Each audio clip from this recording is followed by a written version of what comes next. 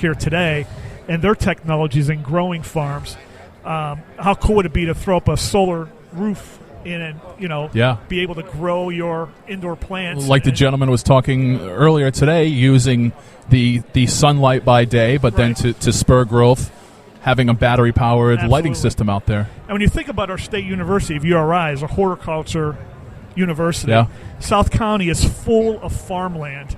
We could easily impact our economy probably overnight by turning over some grow sites to those spaces. You guys talk a lot about restaurants on My Night Out Radio, and one of my favorite restaurants is Wright's Chicken Farm, and it's out there in God's country. Yeah. And when you take a ride out to Wright's Chicken Farm, you're going to see acre upon acre of largely abandoned, it's up for sale, but nobody's biting, largely abandoned farmland that could be used for cannabis, for industrial hemp, but there's, again, a situation where people are looking in the other direction. Right. I think the opportunity is ripe for Rhode Island. We know that it's accepted, again, as a medical use. But looking at it from a more of a bird's eye view, looking at the impact it could have on the rest of our economy, to me, I think is just scratching the surface.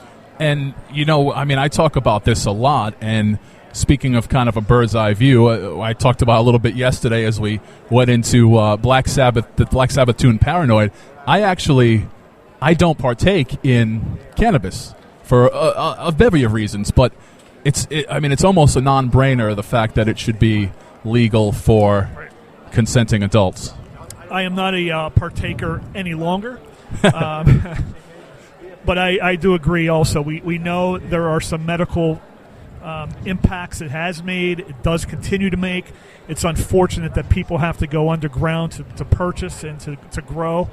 And again, I think it's just a matter of people in positions are just being paid off, or they're just sitting on the sidelines waiting for to sell their soul to let it happen. And just remember that in Rhode Island, our state reps are elected every 2 years, so not too long from now, about a year from now, these folks are going to come knocking on your door. They're going to be looking for a donation. They're going to be looking for your vote. You're going to have some first-time candidates out there. Ask them, push them about hemp, and push them about cannabis, and see if they can actually, on either sides of the discussion, on either side of the debate, ask them if they can, expand upon that and put out at least some kind of a reasonable argument if they are against it, or maybe they're for it, or maybe they're just going to kind of give you that dumb look. Mostly it'll be that dumb look. But if you think about, we just spoke about the open space in Burrillville area, South County. Then you think about all the vacant lots and buildings that are on in Providence and West Warwick and Woonsocket. Turn those into little shops that sell cannabis types of products, or turn over some of these empty mills that, now we can start growing products for cannabis. I think, again, at one time, Rhode Island was the jewelry capital of the world. And I think, again, if we get some visionary thinkers, we can turn it into the cannabis capital. Well, as things change and as media changes, look at what we're doing here with streaming media, but look at the amount of people who work eBay as a full-time job. Absolutely. That didn't even exist. The economy is definitely changing. It's no longer, we can't think about going to work. The 40-40 plan no longer exists for any of us. I'm talking to George Nasser. He's from My Night Out Radio and MyNightOutRI.com. A huge supporter, like myself and like Rhode Island Free Radio, of local music. So we're going to go down to some now, one of my favorite bands, one of your favorite local bands. We are going to hear a little Sex Coffee now, and again, it fits perfectly into what we've been talking about, because this is a track called Lying to Yourself, and that's kind of what a lot of the prohibitionists are doing. They are lying to themselves. Tony Jones here, Rhode Island Free Radio, broadcasting live from the first ever Rhode Island Cannabis Convention. Hey, hang out with us. We're going to be on the air. We got some great guests coming through. We're going to be on the air with you until 3:30 today. And you still have time to come down to the Cannabis Convention today. You paid for this lovely convention center, and you will continue to pay for this lovely convention center. Coming up at 2 o'clock, the politics and activism panel. At 3 o'clock today, cannabis testing and quality. Now down to the local music. Here's Sex Coffee, Lying to Yourself.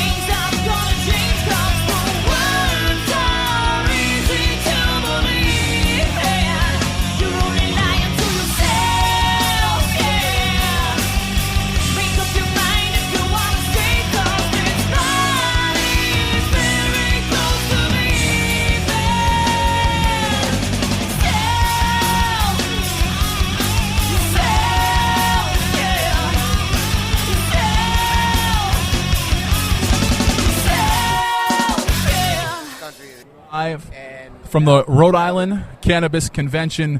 Tony Jones here, Rhode Island Free Radio, online at rifreeradio.org. Coming out of some local music, you heard some Sex Coffee, Lying to Yourself, the name of that one. We'll be with you here until 3:30 today, providing gavel-to-gavel coverage of the Rhode Island Cannabis Convention. I am joined by my old pal. Yes, when I look at this man, I think to myself, I've created a monster. He is Pat Ford of the Coalition, online at coalitionradio.us. Pat, just returning from walking the floor today, what's it looking like out there as far as vendors go and for folks listening at home? Well, I just love the environment here. You know, it's a very friendly, low-key, non-hustle environment. Folks are selling stuff. Folks are selling products. There's certainly a lot of product specials. But I think this event has found a home. I think this is going to be an annual event, and I think you're going to see it grow and prosper over the next few years. Clearly you've got support services here in the form of compassion centers and caregivers. You've got support services to the compassion centers, folks who are able to do the chemistry and the analysis necessary to run them efficiently. You've got a lot of fun stuff, lifestyle providers who provide a variety of tools necessary to implement the use of cannabis, both at a social and a medical level. You've got folks who train people. We're going to have folks on from Cannabis University, I think, a little later on in the broadcast. And you've got a number of educational forums here that will entertain and inform you at the same time at a very, very high level. So clearly, cannabis culture here in Rhode Island is here to stay. There is a social, a physical, a financial, and even, I'd say, a spiritual, beyond the usual jokes, a spiritual component to it that we've been missing, and I think we're better as a culture with it. I am very pleased to have our next guest on, another one of the exhibitors here. I've got Matthew Lurvey, who is a regional sales manager for Superstar Vapor Pen. Matthew, welcome to the Coalition, to RI Free Radio. Thank you for having me. All right. Talk about, if you will, first of all, just give us a little background on your company and some of the products you offer. Well, our company is Superstar Vapor Pens and products. We delved into the vaping industry in June of 2014. We came out with a micro 3-in-1 product in order to help people who are using a plant in nature to help them with many ailments that they may have, from helping with nausea for cancer patients to people with pain, people that are suffering from anxiety and depression. Mm-hmm. The founder of our company is actually a nurse by trade who has a lot of altruistic tendencies and is really looking to help people, and that's what we're really all about. Of course, we sell a product, but it's the intent behind our company to help educate and help people become successful within themselves, and helping us grow as a company. And as we do that, we're also helping people financially by helping us spread the word about our company. Now, where can people find your products? You can find our products online at superstarvaporproducts.com. We're just about to embark on. You'll see advertisements in High Times. Right now we are a word of mouth company. We're a small company, and our advertising budget does not allow us to do very many television ads or standard socialized media. So we are expanding on a word-of-mouth basis. We're getting the information out to as many local shops as we can, and I am partnering with individuals who would like to help me promote our products, and they are compensated very well for successes that they have in helping us obtain retail space with retailers. So you're going to hear about Superstar Vapor products in the near future. We will become a household name, but we're going to do it over time. But we will get there, and we will help a lot of people along the way. Now, vaping is traditionally associated as a tobacco and nicotine replacement. You guys have taken it one step further. Talk about your CBD product and what that can accomplish for a consumer of medical cannabis. Well, cannabinoid oil, or CBD oil, is the oil extracted from the hemp seeds. Hemp is a it is a cousin of the what we know as the marijuana plant. The thing about CBD oil is there's no psychoactive effect. It contains no THC, and it's legal in all 50 states.